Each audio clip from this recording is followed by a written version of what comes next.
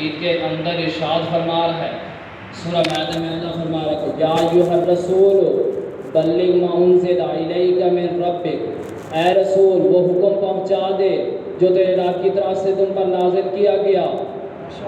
وَإِن لَّمْ تَفْعَلْ فَمَا بَلَّغْتَ رِسَالَتَهُ، اللہ کہہ رہا ہے اگر تو نے ایسا نہ کیا تو یقیناً تو نے رسالت کو کوئی کام ہی نہیں کیا۔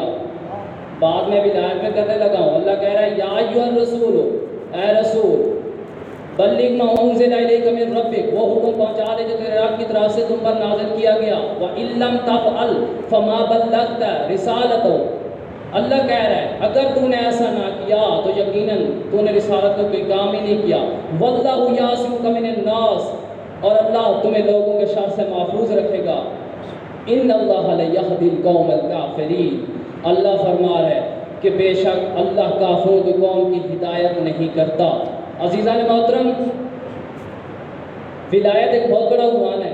ولایت کی بہت ساری اقسام ہیں۔ ایک ولایت ہوتی ہے ہدایت والی ولایت، ایک گمراہی والی ولایت ہوتی ہے جو سورہ بقرہ میں جو 2 آیتیں ملا کر پڑھی جاتی ہیں۔ پہلی یہ ہے کہ اللہ ولی الذین آمنوا، اللہ صاحبان ایمان کا ولی ہے، اور دوسری یہ آیت پڑھی جاتی ہے والذین کافروا اولیاءہم الطاغوت، اور کافروں کا ولی طاغوت ہے۔